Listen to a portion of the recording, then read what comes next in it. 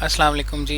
Welcome हमारी second video में आप लोगों को। इससे पहले वाली वीडियो में मैंने बताया था कि माइक्रोसॉफ्ट ऑफिस को हम लोग क्यों सीख रहे हैं और इसके सीखने से हमें इन फ्यूचर क्या फ़ायदे हो सकते हैं, किस किस किस्म के एडवांटेजेस जो हैं वो हम लोग अवेल कर सकते हैं। मैं उसमें फ़ोकस कर रहा था कि आप लोग सिर्फ इस माइक्रोसॉफ्ट के बेसिक से सिंपल से टूल को सीख कर, ये जो वर्ड का टूल है माइक्रोसॉफ्ट ऑफिस का, वर्ड, एक्सेल, पावर पॉइंट, इन बेसिक चंद एक टूल्स को सीख कर आप जो है वो अपने लिए सेल्फ अर्निंग के साथ साथ इसके अंदर आप सेल्फ लर्निंग की तरफ भी जा सकते हैं। मैंने पिछली वीडियो में बड़ा मज़ीद डिटेल के साथ इन चीज़ों को डिस्कस किया है कि कौन से प्लेटफॉर्म पर आप लोगों ने जाना है और किस तरह से आपने इसको लर्न करने का क्या मेथड है, उसमें मैं आपको असिस्ट कर रहा हूँ। और फिर मैंने उस वीडियो में ये भी बताया कि आप अर्निंग के लिए किस प्लेटफॉर्म को चूज़ करेंगे और क्यों चूज़ करेंगे, और फिर उस प्लेटफॉर्म के ऊपर आपने काम करना कैसे, मैंने उसकी भी एक डिटेल वीडियो बनाकर इसी के डिस्क्रिप्शन में मैंने ऐड भी कर दूंगा। उनके लिंक्स आप लोग जो है मज़ीद उनको यहाँ से फॉलो भी कर सकते हैं। तो खैर, अभी हमारा जो वर्ड का माइक्रोसॉफ्ट ऑफिस का जो पहला टूल है जिसको हम डिस्कस करेंगे वो माइक्रोसॉफ्ट वर्ड है। वैसे माइक्रोसॉफ्ट के मल्टीपल टूल्स हैं इस ऑफिस के अंदर ही। माइक्रोसॉफ्ट ऑफिस के नाम से ही एक पैकेज सॉफ्टवेयर है। पैकेज सॉफ्टवेयर उसको कहते हैं कि कोई भी ऐसा सॉफ्टवेयर, ऐसी एप्लीकेशन जो इटसेल्फ एक सॉफ्टवेयर खुद हो और उसके साथ मल्टीपल मज़ीद छोटे छोटे पैकेज की फॉर्म में आपको सॉफ्टवेयर और भी मिल जाएँ। अगर आपकी डिमांड थी सिर्फ ऑफिस का आपने टूल जो है वो फ़ाइल परचेज़ की है या उसको डाउनलोड किया है, तो ये आपको अपने साथ माइक्रोसॉफ्ट वर्ड शीट भी देगा, माइक्रोसॉफ्ट एक्सेल की भी आपको फैसिलिटीज़ मिल जाती हैं, पावर पॉइंट भी मिल जाता है, वन नोट भी मिल जाता है, पब्लिशर भी मिल जाता है, माइक्रोसॉफ्ट एक्सेस की डेटाबेस भी मिल जाती है, और सो ऑन लंबी लिस्ट है माइक्रोसॉफ्ट की। खैर, अभी हम लोगों का जो टॉपिक है वो है माइक्रोसॉफ्ट वर्ड बेसिक्स के हवाले से है। तो हम इसके बेसिक टूल के ऊपर इंशाल्लाह काम करेंगे। ये एक छोटी सी स्लाइड्स हैं जो इंटरनेट की हेल्प से तैयार की हुई हैं। आप लोग इन स्लाइड्स को देख सकते हैं और इसके अंदर ब्रीफ डिस्क्रिप्शन है कि आप तमाम टूल्स को कैसे यूज़ कर सकते हैं, इसके टूल बार को, इसकी मेन्यू बार को आप कैसे यूज़ कर सकते हैं, और माइक्रोसॉफ्ट वर्ड के अंदर इस्तेमाल होने वाली जो हमारे पास ऊपर से लेकर नीचे तक पूरी स्क्रीन पर नज़र आने वाली हर बटन को इंशाल्लाह हम लोग कोशिश करेंगे हर टैब को डिस्कस करने की कि इसके अंदर क्या चीज़ है जो हम लोग सीखें और उसको अप्लाई कर सकते हैं। मैं बता रहा था कि ये एक ऐसा टूल है कि जिसके ज़रिए से आप, चाहे आपका ताल्लुक़ कंप्यूटर साइंस की एजुकेशन से है, आईटी से है, सॉफ्टवेयर इंजीनियरिंग से है या नहीं है, अगर आप किसी और डिपार्टमेंट से भी ताल्लुक़ रखते हैं, फील्ड ऑफ एजुकेशन आपका कुछ और है, आप लोगों की एजुकेशन जो है वो ज़्यादा नहीं है, तब भी आप इन छोटे छोटे टूल्स के ज़रिए अर्निंग की तरफ भी जा सकते हैं। और अगर कुछ ना सही तो आप कम से कम अपनी जो एजुकेशनल लाइफ है उसको खूबसूरत करने के लिए, मतलब लाइक आप लोगों को फॉर्मेटिंग के लिए डॉक्यूमेंट्स मिलते हैं, आपका जिस भी फील्ड से ताल्लुक़ है, अगर आप मैट्रिक एफएससी लेवल पर भी हैं तो आपको माइक्रोसॉफ्ट ऑफिस वर्ड की ज़रूरत पड़ती है। उसके अलावा अगर आप यूनिवर्सिटी में हैं, किसी भी फील्ड ऑफ एजुकेशन में है, मतलब लाइक आप केमिस्ट्री कर रहे हैं, फिज़िक्स पढ़ रहे हैं, आप फ़ाइन आर्ट्स के सब्जेक्ट्स में हैं, आप लोगों को इन द एंड बीएस कर रहे हैं, तो आपको इन द एंड अल्टीमेटली आप लोगों को कोई रिसर्च वर्क करना पड़ता है, आप लोगों को किसी न किसी किस्म की डॉक्यूमेंट्स की फॉर्मेटिंग करनी पड़ जाती है, आप लोगों को अपना थीसिस, आप लोगों को अपना फाइनल ईयर प्रोजेक्ट कुछ भी करना हो तो आपको समहाउ अल्टीमेटली आपको आना जो है वो माइक्रोसॉफ्ट के टूल्स पर ही पड़ता है, और जिसमें सबसे ज़्यादा हम लोगों की जो इंटरेक्शन है, हमारा सामना होता है माइक्रोसॉफ्ट वर्ड से। और बीइंग अ स्टूडेंट और बीइंग अ बिज़नेस पर्सन, आप कह लें कि अगर सबसे ज़्यादा किसी टूल से सामना होता है तो वो है माइक्रोसॉफ्ट पावर पॉइंट का, कि जिसके अंदर हम लोग मल्टीपल स्लाइड्स बनाते हैं, मल्टीपल चीज़ों को डिस्कस करते हैं, स्लाइड्स की फॉर्म के अंदर प्रेजेंटेशन की तरह हम उसको लेकर चलते हैं। खैर, जब हम उस पर जाएंगे हम उसकी तरफ भी इंशाल्लाह अपनी चीज़ों को डिस्कस करेंगे, लेकिन फ़िलहाल हमारा टॉपिक माइक्रोसॉफ्ट वर्ड का है, तो मैं इस पर ज़्यादा टाइम वेस्ट किए बगैर अपने टॉपिक की तरफ चलता हूँ। तो ये एक छोटी सी स्लाइड है जिसके अंदर मैंने बताया कि आप शुरू से लेकर इन 19 स्लाइड्स के अंदर हम लोग इसके सारे टूल बार को, टूल मेन्यू को और चीज़ों को यूज़ करेंगे, और साथ साथ हम कोशिश करते हैं कि एक डॉक्यूमेंट शीट खोल लें ताकि हम इन चीज़ों को असल में भी माइक्रोसॉफ्ट वर्ड में तलाश करते रहें। तो खैर, ये पहली स्लाइड है जो फर्स्ट टाइम ये बिगिनर यूज़र्स के लिए भी मैंने बनाया है, जिनका ताल्लुक नहीं है कंप्यूटर साइंस की फील्ड से या जिन्होंने कभी माइक्रोसॉफ्ट ऑफिस पहले इस्तेमाल नहीं किया। हो सकता है कि अगर वो माइक्रोसॉफ्ट पहली बार माइक्रोसॉफ्ट ऑफिस का जो टूल है, जो एप्लीकेशन है, इसको पहली बार इंस्टॉल करें तो उनका सामना इस स्क्रीन से हो सकता है, क्योंकि माइक्रोसॉफ्ट जब पहली बार आप स्टार्ट करते हैं तो वो आपसे पूछता है कि भाई आप पहली बार यूज़र हैं तो मुझे बताएं आपको किस तरह का डॉक्यूमेंट चाहिए, मैं आपकी हेल्प करता हूँ। तो बाय डिफ़ॉल्ट कुछ चीज़ें बनी हुई हैं, ये आपको सपोर्ट करता है, लेकिन आपने बाय डिफ़ॉल्ट जो है ब्लैंक शीट को आपने चूज़ करना है या ब्लैंक डॉक्यूमेंट को चूज़ करना है आपने, ताकि आप लोग इस स्क्रीन के ऊपर आ जाएंगे। हम साथ में एक माइक्रोसॉफ्ट ऑफिस का जो एक पेज है, एक डॉक्यूमेंट है, उसको खोल भी लेते हैं ताकि हमें ये सारी चीज़ें असल में देख कर भी समझ आ जाए कि हमने इसको कैसे लेकर चलना है। अब हम इसको माइक्रोसॉफ्ट ऑफिस के डॉक्यूमेंट को खोलने के कुछ तरीके हैं। पहला तो सिंपल और आसान तरीका ये कि अगर आपके पास इंस्टॉल है तो आप राइट क्लिक करें, न्यू पर जाएं। न्यू पर जाने के बाद यहाँ पर माइक्रोसॉफ्ट अगर इंस्टॉल है ऑफिस तो उसके सारे टूल्स आपको यहाँ पर डिस्प्ले हो रहे होंगे। माइक्रोसॉफ्ट एक्सेस डेटाबेस है, माइक्रोसॉफ्ट वर्ड डॉक्यूमेंट है, माइक्रोसॉफ्ट पावर पॉइंट प्रेजेंटेशन है, माइक्रोसॉफ्ट पब्लिशर डॉक्यूमेंट है, एक्सेल शीट है। जब हम इन चीज़ों को डिस्कस करेंगे तो हम इंशाल्लाह उनकी बात बाद में करेंगे। फिलहाल हम वर्ड डॉक्यूमेंट पर काम करने लगे तो मैं इस पर क्लिक करके इसको ओपन कर लेता हूँ। अब वो मुझसे पूछ रहे हैं कि इसका कोई नाम रख लें ताकि आपको इन फ्यूचर यूज़ करने में आसानी हो, सिमिलैरिटी ना हो डॉक्यूमेंट्स की, आप लोगों को पता हो आपका डॉक्यूमेंट किस किस्म का है और किस चीज़ को ये रिप्रेजेंट कर रहा है। तो हम इसका कोई भी नाम रख लेते हैं। फॉर एग्जांपल हम इसकी टेस्ट एप्लीकेशन या टेस्ट डॉक्यूमेंट इसका नाम रख लेते हैं, जिसके ऊपर हमने कुछ प्रैक्टिस करनी है। हम इसको करके इसे डबल क्लिक किया, ओपन कर लिया। दूसरा तरीका भी है इसको खोलने का, अगर आप जो हैं वो इस तरफ चलें तो विंडोज़ का बटन प्रेस करें, यहाँ पर सिर्फ आप लोग वर्ड लिखें तो कंप्यूटर का इंटेलिजेंस खुद ब खुद इसको ऑपरेट करके आपके सामने फाइंड आउट करके ले आएगा, आपके प्रीवियस डॉक्यूमेंट्स को भी, और उसके अलावा ये आपको वर्ड की एप्लीकेशन यहाँ पर शो करेगा। इस पर क्लिक कीजिएगा और आप वापस इस स्क्रीन पे आ जाएंगे। खैर यहाँ पर आते हैं तो हम लोग अभी ये हमारे सामने जो माइक्रोसॉफ्ट वर्ड की जो डॉक्यूमेंट एक खुल गई है, इसको इस ब्लैंक पेज को हम ब्लैंक पेज भी कह सकते हैं, ब्लैंक डॉक्यूमेंट भी कह सकते हैं। यहाँ से लेकर यहाँ तक कुछ चीज़ें हैं जिनको हम अभी इंशाल्लाह डिस्कस करेंगे। मैं अपनी स्लाइड की तरफ वापस आता हूँ, ज़रा देखिएगा। तो सबसे पहले ये कह रहा है कि ये जो चीज़ हमारे सामने नज़र आ रही है जो ब्लिंक कर रही है, अगर आप देखें यहाँ पर ये जो ब्लिंक कर रही है इसको बोलते हैं कर्सर। कर्सर क्या होता है? जो बताता है कि इस वक्त आप स्क्रीन के ऊपर, मोनीटर के ऊपर, इस पेज के ऊपर, डॉक्यूमेंट के ऊपर आप कहाँ हैं और आपकी लोकेशन क्या है, जहाँ से आप लिखना शुरू करेंगे ये आपको पॉइंट आउट कर रहा है। सेकंड क्वेश्चन इज़ कि ये यहाँ पर क्यों है? डॉक्यूमेंट यहाँ से शुरू हो रहा है तो ये यहाँ पर क्यों है, ये यहाँ पर क्यों नहीं है या इसके करीब क्यों नहीं है कॉर्नर पर? तो इसका आंसर हम अगर हम देखें तो हमें यहाँ से मिलता है कि यहाँ पर पेज के ये जो रेड लाइन लगी हुई है इसको हम बोलते हैं मार्जिनस। मार्जिन लाइन्स आप बिल्कुल इसी तरह समझेंगे जैसे हम छोटे होते अपने कोई एग्ज़ाम्स जब देते थे, पेपर देते थे, तो हम क्या करते थे, सबसे पहले ब्लैंक शीट के ऊपर दोनों साइड पर स्केल रख के, रूलर रख के हम लोग लाइनें लगाकर अपनी साइडों से जगह छोड़ लेते थे। इसी तरह पेपर के ऊपर बाय डिफ़ॉल्ट कुछ जगह छोड़ी होती थी जहाँ पर हम अपना क्लास वर्क, होमवर्क, डेट या सब्जेक्ट का टाइटल जो है वो हम ऊपर दे लेते थे। इसी तरह ऊपर से भी कुछ मार्जिन, साइडों से भी, और बिल्कुल एज इट इज़ नीचे से भी कुछ मार्जिन जो है वो छोड़ा होता है। तो ऊपर और नीचे वाले मार्जिन को हेडर और फुटर बोलते हैं। हम इसको इंशाल्लाह जब यूज़ करेंगे मैं वहाँ पर आपको इसका बताऊँगा। और राइट और लेफ़्ट साइड पर जो है वो मार्जिन जो है ये हेडर और फुटर भी मार्जिन के अंदर आ जाता है। और जो राइट और लेफ़्ट से अगर हम इसको पढ़ें तो हम इसको मार्जिन बोलते हैं। इसकी सेटिंग हम इंशाल्लाह पेज लेआउट के अंदर जब जाएंगे तो मैं वहाँ पर आपको इसकी सेटिंग भी करवाऊँगा। खैर ये तो हो गया मार्जिन वाली बात, हम इसको डिस्कस भी करते हैं। अभी यहाँ पर हमारा कर्सर जो है वो यहाँ पर है, तो ये मार्जिन को हम इंशाल्लाह जब जाएंगे लेआउट के अंदर यहाँ से जाके हम इस मार्जिन की सेटिंग खुद भी कर सकते हैं। लाइक यहाँ पर मार्जिन है, अभी फ़िलहाल नैरो है तो ये 1 इंच जो शो कर रहा है। राइट, लेफ़्ट, टॉप और बॉटम से 1 इंच जगह छोड़ दो भाई और यहाँ से हमारा काम शुरू करो, तो वो हमारा कंप्यूटर उसको खुद 1 इंच छोड़ कर ले आएगा। इसके अलावा आप अपनी मर्ज़ी का मार्जिन भी सिलेक्ट कर सकते हैं। अब देखिएगा मैं नैरो पे करता हूँ तो ये यहाँ से उठकर यहाँ पर चला गया। ये मैं इसे रीडू और अंडू करके आपको चेक कराऊँगा तो आपको डिफरेंस का थोड़ा सा पता चल जाएगा। कंट्रोल-Z, ये देखिएगा पहले यहाँ पर थे हम और अब हम यहाँ पर हैं, ये डिफरेंस आया हमारे चेंज करने से। तो मार्जिनस को आप अपनी मर्ज़ी से नैरो कर सकते हैं, मॉडरेट कर सकते हैं, वाइड कर सकते हैं, या अपनी मर्ज़ी से यहाँ पर वैल्यूज़ को देकर आप अपनी मर्ज़ी का मार्जिन स्टार्ट कर सकते हैं। इट्स अप टू यू कि आप किस तरह के डॉक्यूमेंट को जो है वो टाइप करने लगे हैं या बनाने लगे हैं। इन सब कीज़ को हम जो है ना वो बाद में तसल्ली से देखते हैं इंशाल्लाह। अभी हम फ़िलहाल होम पेज पर आते हैं और साथ साथ अपनी स्लाइड्स को भी डिस्कस करते चले जाते हैं। राइट साइड पर नज़र आने वाली इसको हम स्क्रॉल बार बोलते हैं। ऑब्वियसली ये स्क्रॉल बार है जिसको मैं पकड़ के इसको अप एंड डाउन इसको ड्रैग कर रहा हूँ।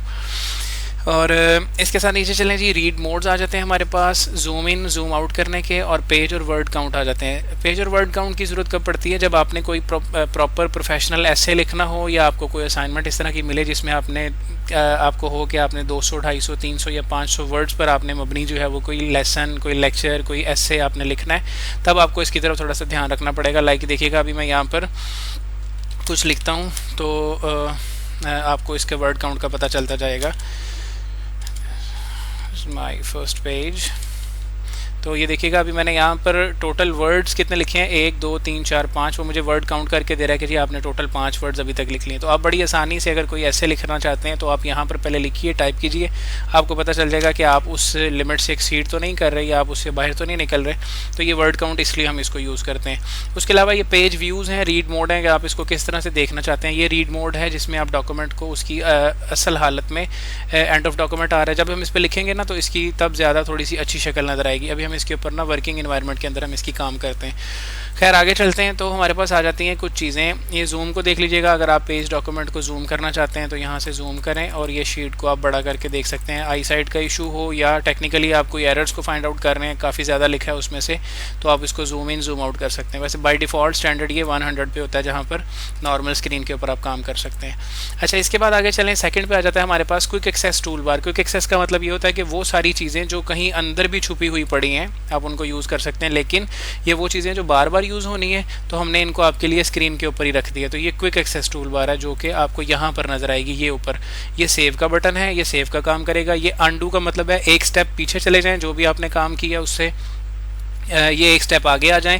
मैं आपको करके दिखाता हूँ। लाइक देखिएगा, यहाँ पर मैंने लिखा this is my first task, तो ये मैंने अनडू किया तो उसने जो मेरा आखिरी काम था वहाँ तक वो उसको वापस ख़त्म कर गया। और अगर मैं इसको रीडू करता हूँ तो जो मैंने आखिरी काम ख़त्म किया ये उसको दोबारा ले आएगा। तो ये सारे काम हम इंशाल्लाह शॉर्ट कीज़ के साथ भी करेंगे, मैं इनकी शॉर्ट कीज़ भी आपको बताऊँगा। और उसके अलावा ये कुछ चीज़ें हैं कि जिनको आप जो है वो यूज़ कर सकते हैं। न्यू डॉक्यूमेंट खोलना है, प्रीवियस को ओपन करना है, इसको सेव करना है, ईमेल के तौर पर इसको सेंड करना है किसी को, डायरेक्ट यहाँ से इसको सेव करके डॉक्यूमेंट की शक्ल में ईमेल के लिए ले जाएगा। अगर आपने प्रिंट प्रीव्यू देखना है या इस डॉक्यूमेंट को प्रिंट करना है तो आप इस बटन को दबाकर आप प्रिंटिंग वाली साइड पर भी जा सकते हैं। अच्छा, ये तो हो गया था क्विक एक्सेस टूल बार के हवाले से कुछ डिस्कशन हुई है चीज़ों की कि हम इस क्विक एक्सेस टूल बार को किस तरह से यूज़ करके हम अपना काम कर सकते हैं। अच्छा, हम अपनी मर्ज़ी से भी जो है ना फ्रीक्वेंटली कुछ चीज़ों को जिनको बार बार यूज़ करें उन्हें हम ऐड टू टूल बार कर सकते हैं अपनी मर्ज़ी से। वो भी उसका भी तरीका हम इंशाल्लाह आगे देखेंगे। नेक्स्ट स्लाइड पर मैं आता हूँ। यहाँ पर है जी होम टूल बार को, जो मेन हमारी टूल बार है जिसको मेन्यू पेन बोलते हैं, मेन्यू बार बोलते हैं और रिबन मेन्यू बोलते हैं, जो मर्ज़ी इसको कह लें, इसके मल्टीपल नेम है। हम इसके ऊपर इंशाल्लाह डिस्कस करेंगे कि ये क्या चीज़ है और ये कैसे काम करता है। लाइक फॉर एग्जांपल हमने ये खोली है और यहाँ से लेकर यहाँ तक जो एरिया हमें इस टाइम नज़र आ रहा है ना, ये मेन्यू बार है हमारी, जिसको हम यहाँ से डिस्कस करने लगे। इसमें सबसे पहली चीज़ है ये वाला सर्च का ऑप्शन है। यहाँ पर ऊपर से मैंने लिखा हुआ है, बता रहा है कि फ़ॉन्ट नेम है, ये बता रहा है कि यहाँ से आप कौन से फ़ॉन्ट को सिलेक्ट कर सकते हो, फ़ॉन्ट का साइज़ क्या रख सकते हैं, फ़ॉन्ट की डिज़ाइनिंग के हवाले से ये सारा एरिया आ गया। बोल्ड, अंडरलाइन और उसको अंडरलाइन और इसको इटालिक मतलब थोड़ा सा तिरछा करके टेढ़ा करके आप उसको लिखना चाहते हैं। स्टाइलिश राइटिंग के अंदर वो आ जाता है। स्ट्राइक थ्रू आ जाता है, इसको भी मैं यूज़ करके आपको भी दिखाऊंगा। उसके बाद ये दो चीज़ें हैं, ये अक्सर लोगों को एक टेंशन होती है, स्पेशली मैथमेटिक्स डिपार्टमेंट से हों या केमिस्ट्री डिपार्टमेंट से, तो उनको मुश्किल होती है कि वर्ड के अंदर जब हम कोई चीज़ टाइप करते हैं तो उसकी कोई सबस्क्रिप्ट या सुपरस्क्रिप्ट यानी कि उसकी कोई पावर या उसकी बेस में कुछ लिखना चाहते हैं तो हम वो कैसे करेंगे। लाइक जैसे हमने मैथमेटिक्स में क्वेश्चंस पढ़े थे लॉगरिथम वाले, लॉग वाले, और उसके अलावा हमने अलजबरा के कुछ क्वेश्चंस पढ़े थे जिनके अंदर हम लोग पावर्स यूज़ करते थे। उसके बाद हम लोग ओवर में कुछ वैल्यूज़ को लिखना चाहते थे, तो हम यहाँ से हम उसको आराम से सुपरस्क्रिप्ट और सबस्क्रिप्ट की फॉर्म में लिख सकते हैं। मैं इसको भी यूज़ करके भी आपको दिखाऊँगा।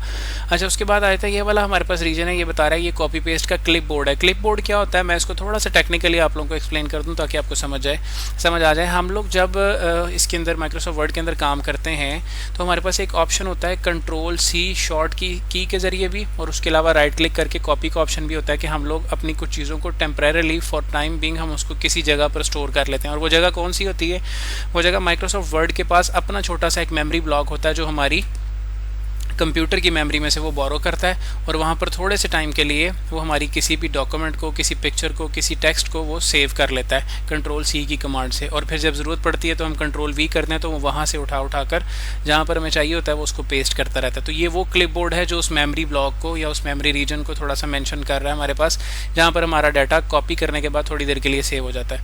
अच्छा, आगे चलते हैं हमारे पास, तो हम देखते हैं इन दो चीज़ों को मैं बताऊँगा। ये इसके साइज़ को इनलार्ज करने के लिए अपर केस लोअर केस के हवाले से आ गया। ये ऑटोमेटिक केस है, ये बताता है कि आपने अपने वर्ड्स को, अपने सेंटेंस को, अपनी लाइंस को किस तरह से आपने लिखना है और उनके अंदर वर्ड की फॉर्मेटिंग क्या करनी है। आप चाहते हैं कि सारा कुछ कैप्स लॉक के अंदर लिखा है, आप सारा कुछ चाहते हैं कि स्मॉल लिखा है, आप चाहते हैं कि सिर्फ पहला वर्ड जो है वो लाइन का वो बड़ा हो सेंटेंस केस की शक्ल में, या आप चाहते हैं कि हर वर्ड का जो पहला लेटर है वो बड़ा हो। तो आप यहाँ से अपनी मर्ज़ी से सारा डॉक्यूमेंट जिस तरह मर्ज़ी लिखा है उसको लिखने के बाद सेलेक्ट ऑल करके यहाँ से उसकी फॉर्मेटिंग कर सकते हैं। अच्छा जी, क्लियर करना चाहते हैं सारी फॉर्मेटिंग को, उसको दोबारा बाय डिफ़ॉल्ट जिस शक्ल में है वहाँ पर लाना चाहते हैं तो आप इसके ज़रिए उसको लेकर आ सकते हैं। टेक्स्ट का कलर चेंज करना है स्टाइलिंग के लिए, उसको हाईलाइट करना है किसी स्पेसिफिक न्यूज़ को या हेडिंग बनाने के लिए, टेक्स्ट के ऊपर कोई स्टाइलिश इफेक्ट अप्लाई करना है, तो आप इस बटन को यूज़ कर सकते हैं। आइए तरफ हमने जो देखा है यहाँ पर हम इन चीज़ों को थोड़ा सा अप्लाई करने की कोशिश करते हैं। लाइक ये हमारे पास आ गया जी वर्ड, और यहाँ पर हम लोगों ने यही एक लाइन अपनी लिखी है, और हम इसको थोड़ा सा मैं ना इसको बड़ा कर देता हूँ ताकि ये सारी शॉर्ट कीज़ मैं इंशाल्लाह आपको सिखाऊंगा अगले वाले वीडियो में। अभी सिर्फ हम इसके टूल बार को डिस्कस करें कि ये क्या क्या काम करते हैं। मैंने इसको सारे को सिलेक्ट किया हुआ है, और ये देखें ये फ़ॉन्ट स्टाइलिंग है। मैं इसके ऊपर फ़ॉन्ट के ऊपर स्क्रॉल कर रहा हूँ, होवर करता जा रहा हूँ, ये मेरे फ़ॉन्ट्स को चेंज कर रहा है और मुझे बता रहा है। अब आपको जो पसंद है अपनी मर्ज़ी से वो सिलेक्ट कर लीजिए, या सेकेंडली अगर आपको जिसका आप काम कर रहे हैं उसने कोई स्पेसिफिक फ़ॉन्ट आपको दिया है, तो आप फॉर एग्जांपल जैसे हम ऑफिशियल कोई काम करें तो टाइम्स न्यू रोमन या कैलिबरी लाइट का कहते हैं जी कि आप इसके अंदर काम करें, तो हम उसको फॉलो कर लेते हैं। सेकेंडली ये मैंने बताया आपको साइज़ को इंक्रीज़ और डिक्रीज़ करने के वाली जो रीजन है, यहाँ से हम अपनी मर्ज़ी का साइज़ जो है सिलेक्ट कर सकते हैं उसको। ये हमारे पास आ गया, ये इसी का सपोर्टिंग टूल है, इसी का सपोर्टिंग बटन है कि आप उसको वहाँ की बजाय यहाँ से जो है वो पॉइंट्स के अंदर जो है स्पेसिफिक यूनिट, दो पॉइंट्स, दो नॉजेज आप इसको बढ़ाना चाहते हैं तो यूनिट के हिसाब से आप उसको बढ़ाते चले जाएं। अच्छा, ये मैं बात कर रहा था केसेस के हवाले से कि चेंज केस करना चाहते हैं आप इसको सेंटेंस केस में लिखेंगे। तो सेंटेंस का रूल ये होता है कि कोई भी सेंटेंस स्टार्ट होता है तो उसका पहला वर्ड हमेशा जो है वो कैपिटल से स्टार्ट होता है, और उसके बाद सारे छोटे, और फुल स्टॉप के बाद फिर अगला सेंटेंस स्टार्ट होता है। तो ये सेंटेंस केस आ गया हमारे पास। ये देखिएगा इसके आगे छोटा सा फुल स्टॉप भी लगाकर उन्होंने बताया कि ये फुल स्टॉप तक एक इम्प्लीमेंटेशन करता है। लोअर केस में जाएंगे, देखिएगा मैं इस पर क्लिक करता हूँ, ये सारे के सारे अल्फ़ाबेट्स को लोअर केस में ले आएगा। अच्छा, इसी तरह मैं यहाँ से इसको दोबारा सेलेक्ट करता हूँ और मैं अपर केस पे जाता हूँ, इसने सबको कैप्स लॉक में ले आया और सारी चीज़ों को कैपिटल कर दिया। इसी तरह मैं कैपिटलाइज ईच वर्ड पे जाता हूँ तो इसने हर वर्ड के पहले लेटर को इसने कैपिटल कर दिया, बाकी सारा इसने वैसे ही रहने दिया। टॉगल केस है, ये भी आप सम सिनेरियोज में इसको यूज़ कर सकते हैं। उसमें ये होता है कि पहला वर्ड जो है वो छोटा है, बाकी सारे के सारे वर्ड्स को हम जो है वो कैपिटल कर देते हैं। तो ये भी सम सिनेरियोज में आप एक स्पेसिफिक राइटिंग का स्टाइल होता है, यहाँ पर आप ये यूज़ करना चाहते हैं आप उसको अप्लाई कर सकते हैं। बाकी बाई डिफ़ॉल्ट हम इसको सेंटेंस केस में रखते हैं और हम अपना काम सेंटेंस केस के साथ करते हैं। इसके अलावा जो हमने भी उसी स्लाइड में देखा वो क्या था, यहाँ से आपको स्टाइल अप्लाई करना चाहते हैं तो इट्स अप टू यू कि आपको अपनी किस किस्म का आपका डॉक्यूमेंट है। फॉर्मल डॉक्यूमेंट में हम ये स्टाइलिंग यूज़ नहीं करते। इनफॉर्मल डॉक्यूमेंट्स जो होते हैं हम उनके अंदर इन स्टाइल्स को अप्लाई करना चाहते हैं तो हम उनको कर सकते हैं। ये पूरा कंप्लीट हाईलाइटर है, जैसे हम हार्ड फॉर्म में किसी नोट्स को लिखते हैं, नोट्स के अंदर से मोटी मोटी और इंपॉर्टेंट चीज़ों को हम हाईलाइट कर लेते हैं, तो ये वो चीज़ें हम इसको अपनी मर्ज़ी का हाईलाइटर चूज़ कर सकते हैं और उसको हाईलाइट कर सकते हैं। एग्जैक्टली ऐसे ही आप हाईलाइटर के ऊपर अगर कोई राइटिंग का कलर भी चेंज करना चाहते हैं तो आपके पास ये मल्टीपल ऑप्शन हैं, आप उसके ऊपर राइटिंग के कलर्स को भी चेंज कर सकते हैं। लाइक ये देखिएगा मैंने अभी इसके ऊपर राइटिंग के कलर्स को चेंज करना है तो ये मेरे पास सारे ऑप्शन है। माउस को होवर करते चले जाएं और आपके पास कलर स्कीम्स जो हैं वो उसकी चेंज होती चली जाएंगी। हम इसे प्रॉपर भी यूज़ भी करेंगे इन चीज़ों को, लेकिन अभी सिर्फ हम टूल बार के हिसाब से हम जो है वो चल रहे हैं। कंट्रोल एस के साथ मैंने इसको सेव किया और मैं फिर आ जाता हूँ अपनी उस अगली स्लाइड के ऊपर। ये स्लाइड मैंने कंप्लीट देख ली। अब आए जी पैराग्राफ्स के ऊपर फॉर्मेट आ गया जी। अब किसी पैराग्राफ को कैसे फॉर्मेट करते हैं, यहाँ पर उसकी भी कोई 7 जो है वो टूल्स के हवाले से उसने डिस्कशन की है। फॉर एग्जांपल सबसे पहले वो कह रहा है बुलेटेड लिस्ट है। ये कब यूज़ करते हैं, जब हमने किसी चीज़ को लिस्ट की शक्ल में लिस्ट डाउन करना हो और उसको पॉइंट्स बनाकर लिखवाना हो। पॉइंट्स क्यों बनाते हैं, इफेक्टिव रीडिंग के लिए, ताकि लोगों को पढ़ना कुछ चीज़ को आसान हो जाए, तो हम उसको बुलेट्स की शक्ल में ले आते हैं। बुलेट्स के कुछ टाइप्स होते हैं, नंबर लिस्ट हो सकती हैं, मल्टी लेवल बुलेट्स हो सकती हैं, मतलब आप एक से एक आगे जा सकते हैं। मैं इनको भी यूज़ करके आपको दिखाता हूँ। इंडेंटेशन क्या है इसको भी मैं अभी करके बताता हूँ आपको, और उसके बाद लेफ्ट राइट और मिडल अलाइनमेंट के साथ, और उसके बाद लाइन स्पेसिंग और टेबल ड्राइंग टूल के ऊपर फिर मैं उसके बाद आऊँगा। ये देखिए हम थोड़ा सा इसको अपने मटेरियल को बढ़ा लेते हैं, कंट्रोल ऑल, मैं इसको कॉपी करता हूँ और मैं इसको ना कुछ बढ़ा लेता हूँ ताकि हमें इन चीज़ों को समझने में थोड़ी सी आसानी हो जाए। अच्छा, सबसे पहले उसने कहा जी बुलेट्स के ऊपर बात करते हैं। तो मैं ये चाहता था कि ये अगर बुलेट्स की शक्ल में आ जाए तो ये मज़ीद इफेक्टिवली रीडेबल हो जाता हमारे लिए, यूज़र के लिए। तो मैं सबको सिलेक्ट करता हूँ और मैं यहाँ से बुलेट्स के ऊपर क्लिक करता हूँ। अब ये देखिएगा ये इसको उस हेडिंग्स की शक्ल में, बुलेट्स की शक्ल में बना रहा है, और आप अपनी मर्ज़ी का कोई भी बुलेट यूज़ करें। फॉर्मली ज़्यादातर ये डॉट वाला यूज़ होता है। उसने खुद ही बता दिया कि ये मेन चीज़ है जो इसकी डिस्क्रिप्शन है, और ये आगे उसकी बुलेट्स हैं जिनको हमने बता दिया कि ये लिस्ट है हमारे पास। अच्छा, उसके बाद हमारे पास ये ऑप्शन है 1 2 3 वाले, ABC वाले। अगर आप ये देखिएगा मैं साथ साथ चेंज करता जा रहा हूँ तो वो बुलेट्स जो है मेरी वो चेंज हो रही हैं। आप जिस तरह की मर्ज़ी, मल्टीपल किताबें देखी होंगी आपने, किसी किताब में, किसी बुक में गिनती की लिखी होती है, किसी बुक में जो है वो अल्फ़ाबेटिक ऑर्डर के हिसाब से लिस्टें बनी होती हैं, और किसी में रोमन जो है वो नंबरिंग होती है, आप उसको उसके हिसाब से भी लिस्टेड कर सकते हैं। ठीक है चीज़ों को।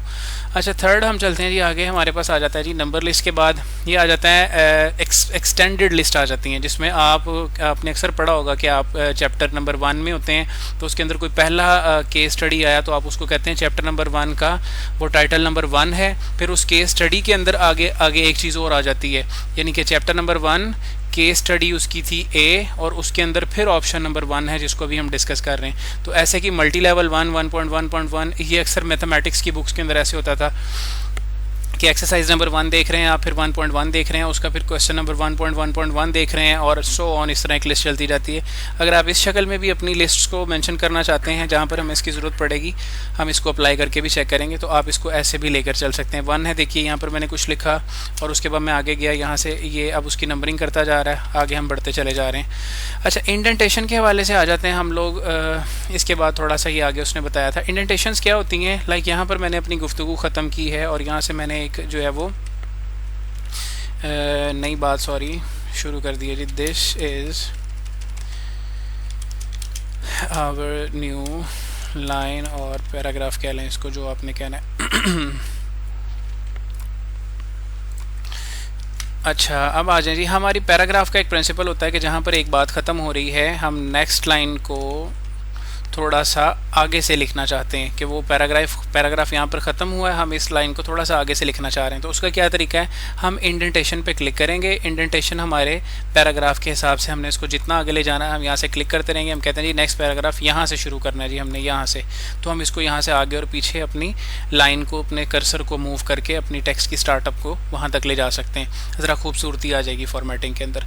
अच्छा, उसके बाद कुछ चीज़ें होती हैं, लाइक मुझे महसूस होता है कि यार ये इन तीनों चीज़ों के दरमियान थोड़ा सा फासला ज़्यादा है, या इन लाइनों के दरमियान में आपस में कुछ फासला ज़्यादा है। Distance in between these lines जो है ना वो मुझे थोड़ा सा ज़्यादा महसूस होता है। तो मैं क्या करता हूँ, ये बड़ा खूबसूरत टूल है, इसके ज़रिए हम क्या करते हैं, हम लाइनों के दरमियान में फ़ासले को ज़्यादा या कम कर सकते हैं। अगर आप देखें मैं माउस को ओवर करता जा रहा हूँ और ये फ़ासले को बढ़ा और कम कर रहा है, तो आप अपनी मर्ज़ी से लाइनों के दरमियान के फ़ासले को कम या ज़्यादा इस बटन के थ्रू कर सकते हैं। अच्छा जी, इसके बाद हम नेक्स्ट चलते हैं जी। हमने एक और टूल अभी देखा था, वो क्या था जी, उसमें ये होता है कि आप कुछ लोगों की आदत होती है हेडिंग्स की। लाइक मैं अगर अपनी बात करूं तो मैं हेडिंग लिखता होता हूं हमेशा से, किसी भी एग्ज़ाम में, किसी भी पेपर में अगर मैं काम करूं तो मैं हेडिंग हमेशा सेंटर में लिखता हूं। सॉरी, ये अभी इंडेंटेशन के ऊपर था, मैं यहाँ से आपको बताता हूँ। मैं अगर किसी चीज़ की हेडिंग लिखता हूँ तो मैं ऐसे हमेशा सेंटर में, पेपर के सेंटर में उस हेडिंग को मेंशन करता होता हूँ हमेशा। ये मेरी आदत है। कुछ लोग होते हैं, मैं बीइंग अ टीचर बता रहा हूँ, मैं कुछ बच्चों के पेपर्स चेक करता हूँ तो कुछ बच्चों की आदत होती है वो हेडिंग्स को राइट साइड पर लिखते हैं। कुछ बच्चों की आदत होती है, जो बिलखुसूस जो लेफ़्ट हैंड राइटिंग करते हैं उनकी आदत होती है वो राइट साइड पर हेडिंग्स को ले जाते हैं, और कुछ लोगों की आदत होती है वो हेडिंग्स को लेफ़्ट साइड पर लिखते हैं। मोस्ट ऑफ द स्टूडेंट्स जो मतलब मैंने अपनी लाइफ में देखे हैं या ज़्यादा लिखने वाले, वो हमेशा लेफ़्ट साइड पर लिखते हैं। तो ये उसके लिए है कि आप अपने हेडिंग की जो पोजीशन है उसको कहाँ पर सेट करना चाहते हैं। ये कीज़ के साथ भी हम सीखेंगे और ये बटन्स के साथ भी हो सकता है। वैसे की अगर आप इसके ऊपर जाएँ तो ये आपको खुद ब खुद की भी जो है वो ओवर के ऊपर मैसेज, टेक्स्ट मैसेज या लेबल टेक्स्ट मैसेज के थ्रू ये आपको बता देता है कि ये कौन सी की के साथ ऑपरेट होता है। अभी मैं आपके सामने कीज से ही इसको ऑपरेट कर रहा था, Ctrl+E, Ctrl+L, Ctrl+R, और मैं उसको वैसे ही ऑपरेट कर रहा था।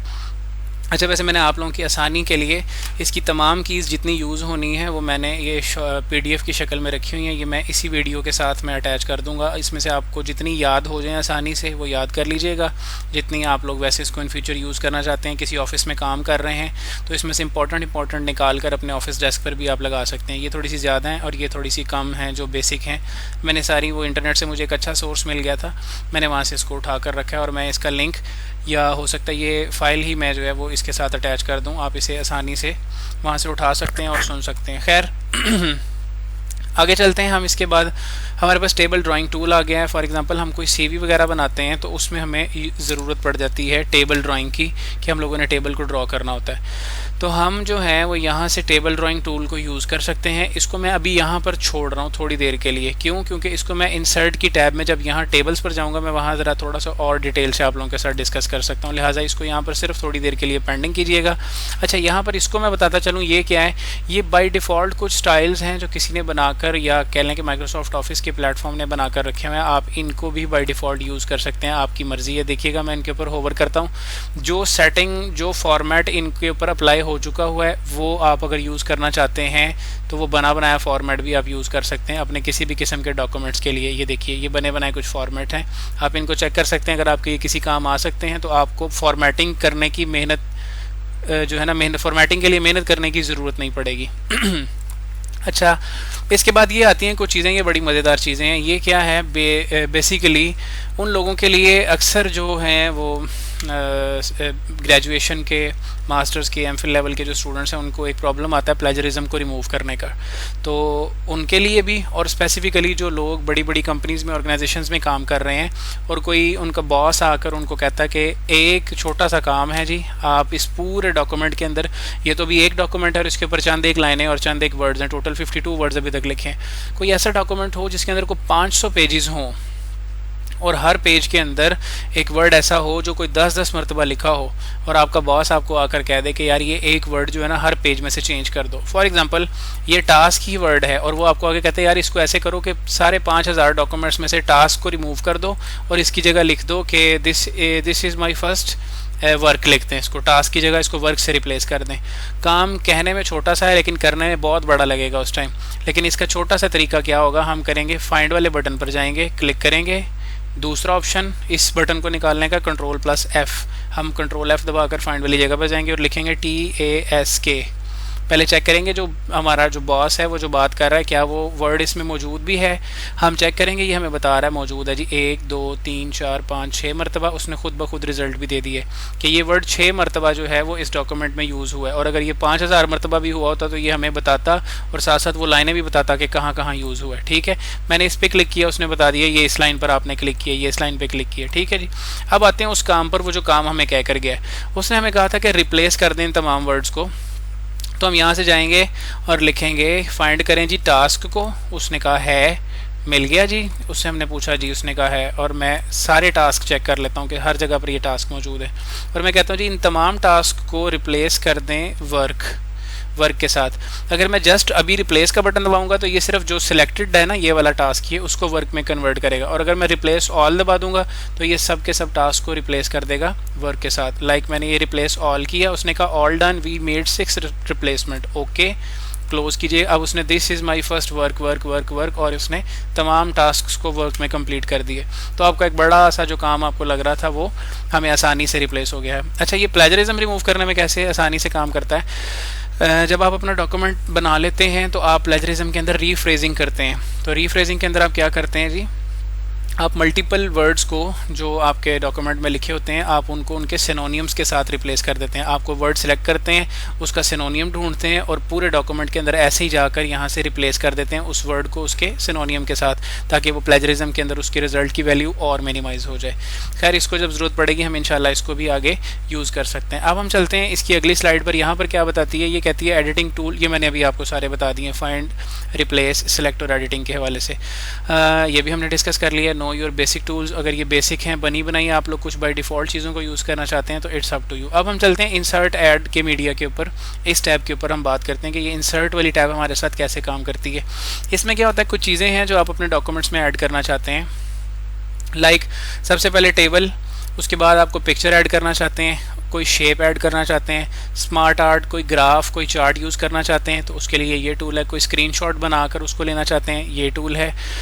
उसके अलावा आप जो है कोई विकीपीडिया से कोई चीज़ सर्च उसको आप यहाँ पर रेफ़र करना चाहते हैं, आपकी मर्ज़ी। कोई ऑनलाइन वीडियो उठाकर यहाँ पर डालना चाहते हैं, किसी किस्म का हाइपरलिंक, कोई बुक मार्क लगाना चाहते हैं, आप इन तमाम टूल्स को एक बार खुद अपने हाथ से गुजारिएगा, आप लोगों को थोड़ी आसानी हो जाएगी। लेकिन बेसिक नीड के जो टूल्स हैं उन सबको मैं अभी यूज़ करके आपको जल्दी से इस वीडियो में बता दूंगा।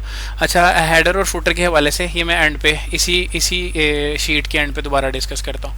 अच्छा, सबसे पहले हम आ जाते हैं, मैं थोड़ी सी जगह अपने लिए बना लूँ, आसानी हो जाएगी हमें काम करने में। फॉर एग्जांपल मैं सबसे पहले टेबल पे आता हूँ। टेबल हम क्यों यूज़ करते हैं, जब हमने कोई डाटा टेबुलर फॉर्म में डालना हो, कोई ग्राफ चार्ट्स को हमने डिस्प्ले करना हो, या हमने कोई कंपैरेटिव एनालिसिस करके वैल्यूज़ को कंपेयर करना हो और एक दूसरे के अगेंस्ट कुछ वैल्यूज़ को रखना हो, कोई रिजल्ट कार्ड बनाना हो, कोई रिपोर्ट कार्ड बनाना हो हमने, तो हम टेबल को यूज़ करते हैं। टेबल बनाने के चंद एक तरीके हैं। टेबल पे क्लिक करें, यहाँ से ड्रैग करते जाएं। अगर आपको पता है आपको कितना टेबल चाहिए, आप अपनी मर्ज़ी से यहाँ से ड्रैग करके उतने कॉलम्स और उतनी रोज़ का टेबल आसानी से बना सकते हैं। नंबर 2, अगर आपको एग्जैक्ट वैल्यूज़ पता है कि आपने कितने रोज़ एंड कॉलम्स लेने हैं तो आप यहाँ से अपनी मर्ज़ी से जाकर इंसर्ट टेबल पे क्लिक करें और यहाँ से अपनी मर्ज़ी का जो है वो कॉलम और रोज़ की वैल्यू पुट करें। जैसे मैंने 5 किया और उसने मुझे 5 बाय 5 का यानी कि 5 बाय 5 का एक खूबसूरत सा टेबल उसने जो है वो जनरेट करके मुझे दे दिया। अच्छा जी, इसके बाद माइक्रोसॉफ्ट वर्ड का इंटेलिसेंस जो है ना वो बड़ा हेल्पिंग और सपोर्टिंग है हमारे साथ। वो हमें कहता है कि अगर आप टेबल बनाना चाहते हैं किसी कैलेंडर के लिए तो भाई मेरी हेल्प पहले ले लें, मेरे पास बने बनाए कुछ फॉर्मेट पड़े हैं। अगर आप कोई ग्रेड शीट बनाना चाह रहे हैं, ठीक है, तो मेरी हेल्प लें, मैं आपको हेल्प करता हूँ, मेरे पास कुछ अच्छे टेम्पलेट बने हैं, आप मेहनत ना करें, आपको इतनी ज़्यादा मेहनत करने की ज़रूरत नहीं है, मैं आपको सपोर्ट करता हूँ, आप बने बनाए मुझसे ले लें। अच्छा, अगर आप कोई किसी चीज़ को कंपैरेटिव एनालिसिस करना चाह रहे हैं मैट्रिक्स की शक्ल में, तो सर मैं आपकी खिदमत में हाजिर हूँ, मेरे पास बना हुआ कोई टूल पड़ा है, फॉर्मेट पड़ा है, आप इसको यूज़ करें। आपको जस्ट टेबल चाहिए छोटा सा, आप इस तरह के टेबल की डिमांड है, आपके जहन में आइडिया है, तो आप मुझे बताएं, मैं आपको लिस्ट वाइज एक टेबल बना देता हूँ। खैर इन शॉर्ट ये है कि उसके पास कुछ चीज़ें हैं जो बनी बनाई पड़ी होती हैं और वो हमें इंसिस्ट करता है कि आप यहाँ से लेना चाहते हैं तो ले लें। अदरवाइज़ फिर भी अगर आपके थिंकिंग और मेंटालिटी इसके इंटेलिजेंस के साथ सेम नहीं करती, मैच नहीं करती, और आप अपनी मर्ज़ी की कोई चीज़ बनाना चाहते हैं, तो आप इसको छोड़ देंगे क्विक टेबल वाले ऑप्शन को और अपनी मर्ज़ी से जैसे हमने ये टेबल बनाया आप इसको बना लेंगे। अब आता है जी इस टेबल की लाइंस को अगर आप हिलाना चाहते हैं, छोटा बड़ा करना चाहते हैं, तो आप क्या करेंगे, एक कॉलम को छोटा बड़ा करना है तो आप इसकी इस लाइन पर जाएंगे, देखिएगा कर्सर थोड़ा सा चेंज हो जाएगा। जब ये कर्सर इस तरह हो जाए, इसके 2 एरो हेड्स जनरेट हो जाएं, तो इसका मतलब है कि ये अब एग्जैक्ट लाइन के ऊपर है। तो आप इसको पकड़ के लाइन को जहां मर्जी ले जाएं। फॉर एग्जांपल मैंने यहाँ पर रखकर इसको सीरियल नंबर लगाना था, मुझे पता है कि सीरियल नंबर के लिए इतनी ही जगह मुझे चाहिए, तो मैं इसको छोटा कर लेता हूँ, ठीक है। फॉर एग्जांपल यहाँ पे मैंने काउंट्स देने थे 01, 02, 03, 04, तो मैं इसको अपनी मर्ज़ी से सेट कर लेता हूँ। अच्छा, नेक्स्ट पे चलते हैं। फॉर एग्जांपल ये था कि यहाँ पर मैंने कुछ चीज़ें मेंशन करनी थी, मैंने नेम देना था, यहाँ पर मैंने बच्चों के रोल नंबर्स देने थे, यहाँ पर मैंने उनके मार्क्स देने थे, और यहाँ पर मैंने उनका ग्रेड देना था। लाइक मैं एक छोटा सा रिपोर्ट कार्ड बनाने की अगर कह लें कोशिश कर रहा हूँ, तो ये मैंने एक छोटा सा टेबल बना लिया। पूरे टेबल को कहीं मूव करना है तो इसको पकड़ने का तरीका ये है कि ये प्लस का निशान बना है, आप इसको पकड़ें, अपनी मर्ज़ी से इसको जहाँ मर्ज़ी ड्रैग कर सकते हैं, आप अप एंड डाउन इसको जहाँ मूव करना है आप इसको मूव कर लें। पूरे टेबल को छोटा या बड़ा करना है, इनलार्ज करना है, रिड्यूस करना है, तो इस कॉर्नर से पकड़ें, इसको जितना मर्ज़ी एक्सपैंड कर लें और इसको जितना मर्ज़ी रिड्यूस कर लें, इट्स अप टू यू। एक स्पेसिफिक लिमिट तक ये आपको ऑप्शन देगा कि आप इसको एक्सपैंड और रिड्यूस कर सकते हैं। अच्छा जी, थर्ड पे चलते हैं जी। इसी टेबल के ऑप्शन के अंदर हमारे पास चीज़ें होती हैं कुछ कि हम उन टेबल्स को डेकोरेट भी कर सकते हैं, उनको स्टाइल्स में भी लेके आए। ये जनरल वर्क के लिए तो हमारा टेबल तैयार हो गया है, लेकिन इसको मज़ीद हमने खूबसूरत बनाना है, तो हम इस टेबल को सिलेक्ट करेंगे ऐसे, और ये हमारे पास कुछ ऑप्शन है, हम इन ऑप्शंस के अंदर जाकर हम अपने टेबल की स्टाइलिंग कर सकते हैं। जैसे ये आप नीचे करते जाएँ, आपके पास स्टाइल्स आ रहे हैं मल्टीपल, आपको जौन सा जिस तरह का स्टाइल चाहिए आप यहाँ से उस स्टाइल को सिलेक्ट करें और अपने टेबल के लिए उस स्टाइल को आप इम्प्लीमेंट कर देंगे। अब क्या होगा जी, आपके पास एक प्यारा सा खूबसूरत सा टेबल जो है वो तैयार हो जाएगा। आप अपनी मर्ज़ी से उसके अंदर अपनी वैल्यूज़ को पुट कर सकते हैं और जिस तरह का टेबल आपको चाहिए आप उस टेबल के साथ डिज़ाइन को एम्बेड करें और अपने टेबल को आप यूज़ कर सकते हैं। खैर वीडियो ज़्यादा लंबी ना हो इसलिए मैं इसके ऊपर ज़्यादा टाइम नहीं वेस्ट करूँगा, मैं बस डायरेक्ट कोई एक छोटा सा सिंपल सा डिज़ाइन लेकर उसको अप्लाई करके बता देता हूँ कि हम लोग इस टेबल को कैसे यूज़ कर सकते हैं। ये अब हमारे पास टेबल की वैल्यूज़ आ गई हैं, हम अपनी मर्ज़ी से टेबल की तरफ भी जा सकते हैं। अच्छा, एक और चीज़ है जो मैं यहाँ पर इंपॉर्टेंट समझता हूँ बताना आपको, मैं इसकी स्टाइलिंग ख़त्म कर दूँ क्योंकि उसको समझाने के लिए विदाउट स्टाइल मैं ज़रा जाना चाहूँगा। वो ये है कि फॉर एग्ज़ाम्पल मैंने आधा टेबल बना लिया था और मैंने इसमें रैंडम वैल्यूज़ भी फिल कर ली थी। फॉर एग्ज़ाम्पल यहाँ पर ABC था, यहाँ पर जो था वो 1 2 3 था, यहाँ पर 3 2 1 था, यहाँ पर A था, फिर मैं यहाँ पर आया, यहाँ पर B C X E था, यहाँ पर 5 4 2 था, वट मैं रैंडम वैल्यूज़ दे रहा हूँ यहाँ पर।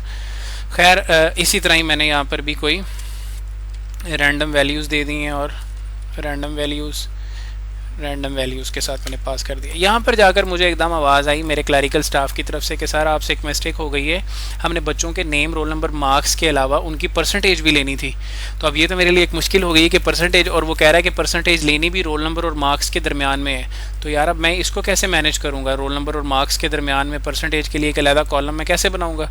तो फिर वहाँ पर क्या करेंगे हम, इसके 2 मेथड हैं। अगर तो कॉलम छोटा है तो आप उसको ऐसे भी सिलेक्ट कर सकते हैं, और अगर कॉलम बहुत बड़ा है और पूरे पेज पर यह काफ़ी सारे पेजेस पर है, 10 पेजेस पर ये रिजल्ट शीट फैल चुकी है, तो आप इस तरह आएंगे पूरे कॉलम के ऊपर। जब ये एरो डाउन का निशान जैसे अभी बना हुआ है एरो डाउन का ये बन जाएगा, तो इसका मतलब है क्लिक करें तो पूरा कॉलम जहाँ तक भी है 50 पेजेस पर भी है तो वो पूरा कॉलम सेलेक्ट हो जाएगा।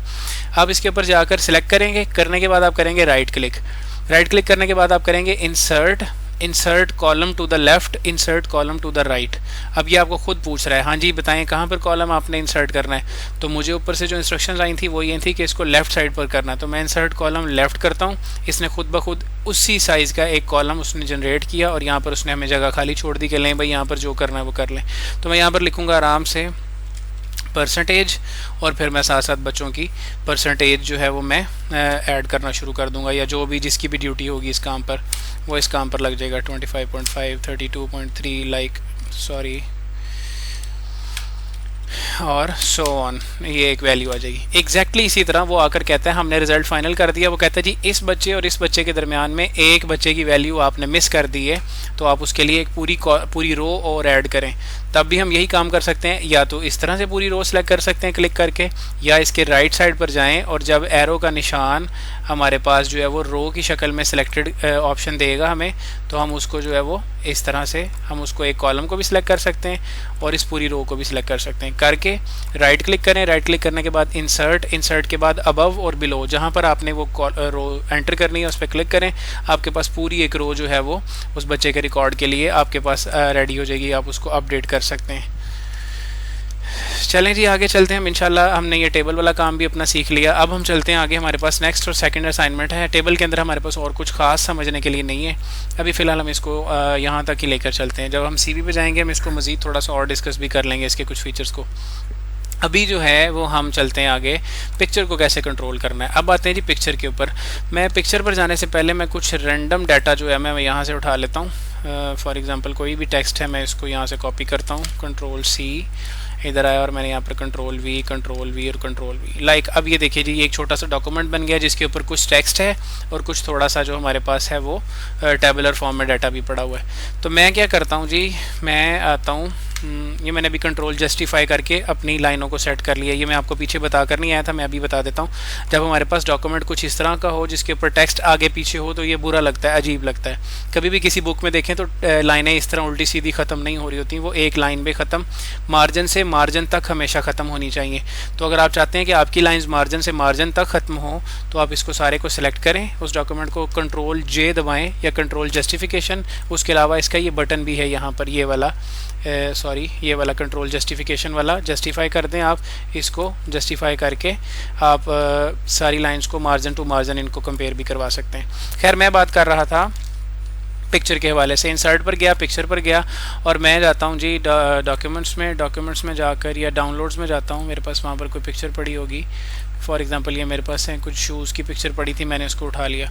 अब ये पिक्चर मैंने इसमें इंपोर्ट कर ली, लेकिन एक प्रॉब्लम आ गई। मैं इसको ऊपर लाने की कोशिश कर रहा हूँ, ये ऊपर नहीं जा रहा, लाइनें नीचे खींच रहा है, उल्टी सीधी हरकतें हो रही हैं और ये जो है पिक्चर मूव नहीं हो रही मुझसे। मैं इसको दबाकर मूव करने की कोशिश कर रहा हूँ। तो सबसे पहली चीज़ क्या है, जब भी आप पिक्चर को इंपोर्ट करेंगे अपना डॉक्यूमेंट के अंदर तो सबसे पहला काम जो आपने करना है, आपने यहाँ पर आना है। अभी देखिए ये ऑप्शन डिसेबल हो जाएगा, लेकिन जैसे ही आप पिक्चर पे क्लिक करेंगे पिक्चर टूल के नाम से एक ऑप्शन इनेबल होगा। आप इस पर क्लिक करेंगे तो आपके पास ये रैप टेक्सटिंग का ऑप्शन आ जाएगा। इस पर क्लिक करें, यहाँ से ऑप्शन आएगा स्क्वायर करें, टाइट करें, थ्रू करें, top and bottom, behind text, in front of text. आप इसको जैसे मर्जी यूज़ कर सकते हैं, ये पिक्चर को डील करने के मेथड हैं।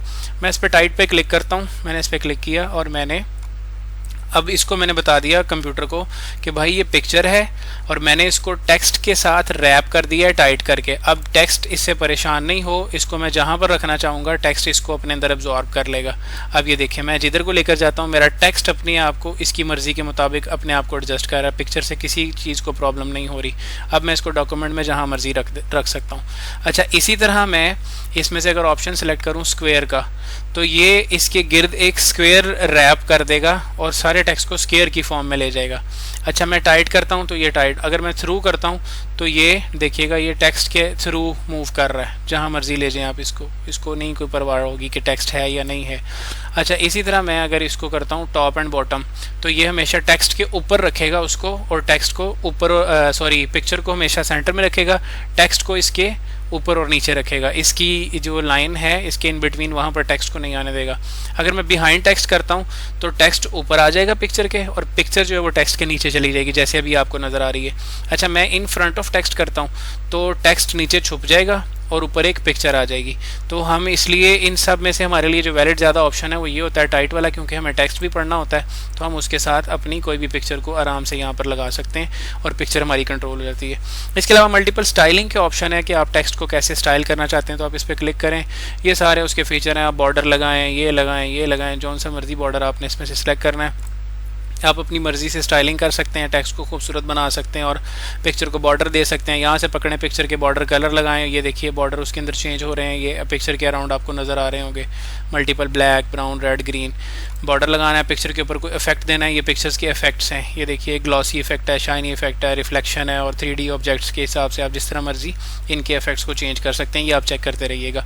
तो खैर ये पिक्चर और टेबल दो इंपॉर्टेंट टैब्स थी हमारे पास इसके हवाले से। अच्छा, वैसे आपको मज़े की एक बात बताऊं कि माइक्रोसॉफ्ट वर्ड का जो ये प्रोसेसर है ना, ये छोटा सा अपने हाथ तक एक छोटा सा बड़ा खूबसूरत सा ग्राफिक डिज़ाइनिंग टूल भी है और पिक्चर एडिटिंग टूल भी है। ये बैकग्राउंड्स को रिमूव भी करता है, कलर इफेक्ट्स को इंक्रीज़ भी करता है, कोई इसके अंदर आर्ट इफेक्ट ऐड करना है पिक्चर में तो वो काम भी करता है, पिक्चर्स को बॉर्डर और फ्रेमिंग और उनके इफेक्ट्स भी क्रिएट करता है। तो ये इसलिए अपने अंदर एक छोटा सा कह लें कि आप काइंड ऑफ डिज़ाइनिंग टूल भी कह सकते हैं इसको, आप पिक्चर एडिटिंग टूल भी कह सकते हैं। ये छोटा सा डिज़ाइनिंग का काम भी अपने अंदर कर लेता है। अच्छा, चलते हैं जी इंसर्ट पे। इंसर्ट में से हमने टेबल देख लिया, पिक्चर देख लिया। अच्छा जी, अब हमारे पास आ जाती हैं शेप्स आ जाती हैं। हम शेप्स के हवाले से भी कुछ चीज़ों को देख लेते हैं। हम थोड़ी सी जगह इसी पेज पर बना लें ताकि हमें काम करने में थोड़ी सी आसानी हो जाएगी। फिर अब चलते हैं हम आगे। पिक्चर भी हो गई हमारे पास, हमने पिक्चर तो ले ली है। अब आते हैं, हम थोड़ी सी जगह बना लेते हैं ताकि हमें ना नीचे काम करने में आसानी हो जाएगी। एंटर करके यहाँ से मैंने स्पेस ले ली। अब आते हैं हम इंसर्ट के ऊपर और यहाँ पर शेप सेलेक्ट करते हैं। ये शेप्स आती हैं, मैथ्स का कोई काम कर रहे हैं, मैथमेटिक्स का कोई डॉक्यूमेंट बना रहे हैं, कोई पेपर प्रिंट कर रहे हैं, किसी चीज़ को पॉइंट आउट कर रहे हैं, किसी को आप कह लें कि कोई केमिस्ट्री का कोई काम कर रहे हैं, या आप जो है वो इंजीनियरिंग वर्क कोई कर रहे हैं तो आपको कोई किसी किस्म की शेप की ज़रूरत पड़ती है तो आप यहाँ से बनी बनाई काफ़ी सारी शेप्स हैं जिनको यूज़ करके आप वो ले सकते हैं। इसके अलावा आप न्यू कैनवसेस को भी ऐड करके अपनी मर्ज़ी से कोई शेप जो है वो यहाँ पर उठाकर आप बना सकते हैं और उसको भी यहाँ पर इंपोर्ट करवा सकते हैं। लेकिन हम बनी बनाई शेप्स को यूज़ करेंगे। फ़िलहाल यहाँ पर काफ़ी सारी हैं तो मैं आप यहाँ से इनमें से एक शेप ये उठा लेता हूँ और मैंने इसको यहाँ पर लगा दिया। अब ये हमारे पास एक शेप लग गई है। इस शेप को हम जहाँ मर्ज़ी ले जाएँ, अपनी मर्ज़ी के साथ इसको हम यूज़ करें। ये मैंने वो कैनवस जो ड्रॉ की थी, मैं इसको बेशक रिमूव करना तो कर दें, सॉरी। अब आ जाते हैं इसके ऊपर। ये शेप क्या है, जैसे ही आपने शेप पे क्लिक किया तो ये ड्राइंग टूल्स ओपन हो जाएंगे। अब बिल्कुल उसी तरह जैसे आपने पिक्चर को कंट्रोल किया था और पिक्चर के हवाले से आप सेटिंग कर सकते थे, ये शेप के हवाले से सारी सेटिंग है। यहाँ पर आप शेप की स्टाइल को बदल सकते हैं, शेप की लुक को बदल सकते हैं, ठीक है। उसके बाद शेप को आपने फिल करना है किसी ख़ास कलर से, अपनी मर्ज़ी के आप उसको कलर कर सकते हैं। आप शेप के बॉर्डर्स को आउटलाइन करना चाहते हैं, यहाँ से आउटलाइन कर दें। यहाँ से शेप के ऊपर कोई इफेक्ट अप्लाई करना चाहते हैं वही पिक्चर की तरह, तो आप वो इफेक्ट्स भी अप्लाई कर सकते हैं। अच्छा, दूसरा जो मेन काम है शेप के साथ हमें करना पड़ता है वो होता है शेप के अंदर कुछ लिखना चाहते हैं तो राइट क्लिक करें, उस पर जाकर ऐड टेक्स्ट करें और आप यहाँ पर anything you want to right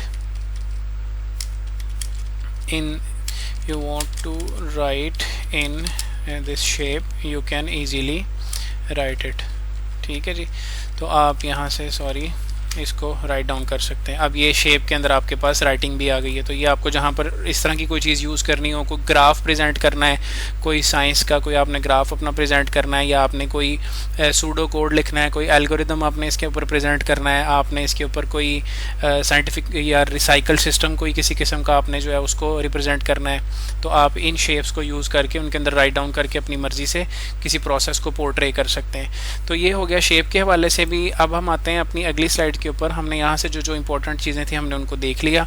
दो चीज़ें इस पेज के ऊपर रह गई हैं, हेडर और फुटर में, इसके हवाले से भी आपको बताऊँगा। और उसके बाद है डेट एंड टाइम आप लगाना चाहते हैं, वर्ड आर्ट यूज़ करना चाहते हैं, क्विक पार्ट्स यूज़ करना चाहते हैं, मैथमेटिक्स के कुछ ख़ास सिंबल भी हैं, मैं उनके ऊपर भी इंशाल्लाह बात करता हूँ। अभी हम आ जाते हैं इसके ऊपर हेडर और फुटर के ऊपर बात करते हैं। ये सारी चीज़ें मैं आपके साथ अब पेज लेआउट के ऊपर आके डिस्कस करता हूँ। मैं ऐसे करता हूँ कि अब यहाँ से आगे कंट्रोल एंटर करके मैंने न्यू पेज ओपन कर लिया। न्यू पेज को ओपन करने की शॉर्ट की है कंट्रोल प्लस एंटर, जब आप दबाते हैं तो न्यू पेज ओपन हो जाता है। अब इस न्यू पेज पर आके मैं पेज लेआउट के हवाले से और हेडर और फुटर के हवाले से आपको बता देता हूँ। अभी फ़िलहाल मैं आपको बताता हूँ कि हेडर और फुटर क्या होता है। हेडर और फुटर क्या होता है और पेज बॉर्डर क्या होता है। पेज बॉर्डर क्या होता है, अब हम पेज की थोड़ी सी खूबसूरती को ना इन्हांस करेंगे। हमने अपना टेक्स्ट लिख लिया, फॉर्मेटिंग करनी थी वो कर ली, राइटिंग का काम सारा हो गया, पेज पे डॉक्यूमेंट के ऊपर सारी चीज़ें सेट हो गई। अब हम आते हैं पेज की सेटिंग कैसे करनी है। हमने पेज को भी तो थोड़ा सा खूबसूरत बना लेना। तो उसके लिए सबसे पहली चीज़ है, अगर आपने पेज के ऊपर कोई कलर लगाना है तो आप उसके ऊपर कोई कलर लगा सकते हैं। लेकिन ये कलर अगर आप ब्लैक एंड वाइट प्रिंटर से निकालेंगे तो ये कलर को ख़ास इफेक्ट नहीं देगा, ये ग्रे सा ही ब्लैक सा ही शो करेगा। लेकिन कलर प्रिंटर से निकालेंगे तो वही कलर आएगा जो आपने यहाँ से चूज़ किया होगा। यहाँ से फॉर एग्जांपल हम कोई कलर भी चूज़ कर लेते हैं इसके लिए ना, हमने चूज़ कर लिया।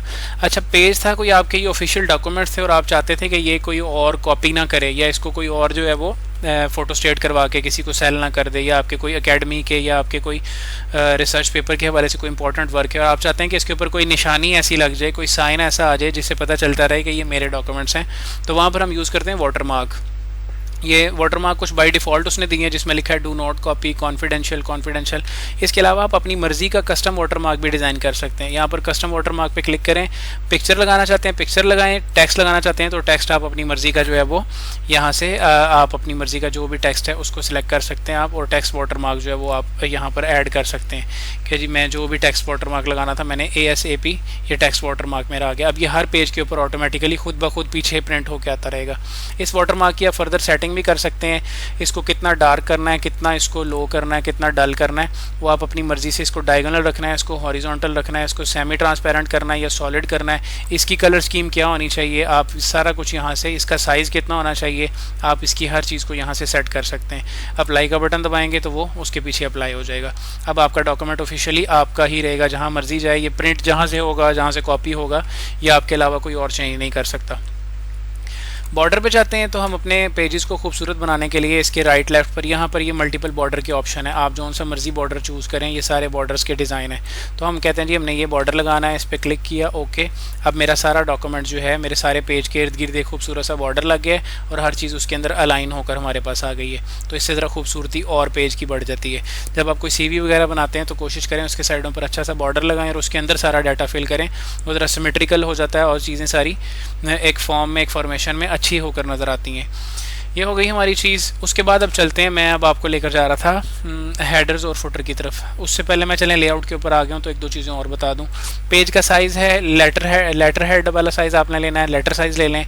आपने लीगल का मतलब होता है A4 से थोड़ा सा बड़ा साइज़ है वो ले लें। A4 का आम सादा पेपर प्रिंटर में जो लगता है आप वो ले लें। वैसे फ़ोटोकॉपी वाली मशीन के अंदर लीगल का पेपर होता है और जो हम ये AA या A4 के पेपर लेते हैं प्रिंटर से वो उनका A4 साइज़ होता है। तो आप अपनी मर्ज़ी से यहाँ से जिस किस्म का पेपर आप यूज़ कर रहे हैं उसका साइज़ सेलेक्ट करें ताकि प्रिंटिंग होते वक्त आप लोगों के पेज की जो फॉर्मेशन है उसके ऊपर कोई फ़र्क ना आए, तो आप इसको आसानी से यूज़ कर सकते हैं।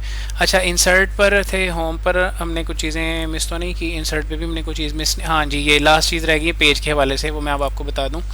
पेज के ऊपर और नीचे हम लोगों ने देखा अक्सर या तो ऊपर कोई नंबर लगे होते हैं 1 2 3 4 5 6 7 8 या चैप्टर का नाम लिखा आ रहा होता है, या जो मैंने आपको शुरू में बताया था कि पेज के ऊपर एक छोटी सी जगह होती है जिसको हम हेडर बोलते हैं। तो इस हेडर को एक्टिव करने के दो तरीके हैं। एक तो ये कि पेज के बिल्कुल ऊपर आ जाएं और यहाँ पर डबल क्लिक करें, ये देखें हेडर एक्टिव हो गया। मैंने डबल क्लिक किया तो हेडर एक्टिव हो गया। इस हेडर में मैं जो भी लिखूंगा, फॉर एग्जांपल मैं कहता हूँ कि ये मेरी अलजेब्रा की असाइनमेंट है, तो मैं अलजेब्रा लिखकर ये हेडर डीएक्टिव कर देता हूँ या क्लोज हेडर कर देता हूँ। तो ये अब बैकग्राउंड में मेरे हर पेज के ऊपर जो है ना ऊपर साइड पर अलजेब्रा लिखा आता रहेगा, ये हेडर हो गया। अच्छा, हेडर में कुछ लोग नंबर्स भी देते हैं। अच्छा, डबल क्लिक से अगर एक्टिव नहीं हो रहा आपके तो आपके पास ये ऑप्शन होता है, आप इंसर्ट पर जाएँ और ये हेडर का ऑप्शन है, आप यहाँ से अपनी मर्ज़ी का हेडर ले सकते हैं। कोई पेज नंबर लगाना चाहते हैं, कोई कॉलम लगाना चाहते हैं, हेडर के अंदर जाकर आप पेज नंबर भी जो हैं वो उनको भी असाइन कर सकते हैं। लाइक यहाँ से मैं जाता हूँ और कहता हूँ जी टॉप पेज नंबर इस तरह लिखना है, लेफ्ट साइड पर सेंटर में या राइट में मैं कहता हूँ जी सेंटर में लिख दें, तो ये पेज नंबर खुद ब खुद सीक्वेंस के हिसाब से आ गया। इसको 1 लग गया और इसको ये 2 नंबर लग गया, और इसी तरह जब मैं कंट्रोल N करके थर्ड पेज पे जाऊँगा तो 3 लग जाएगा।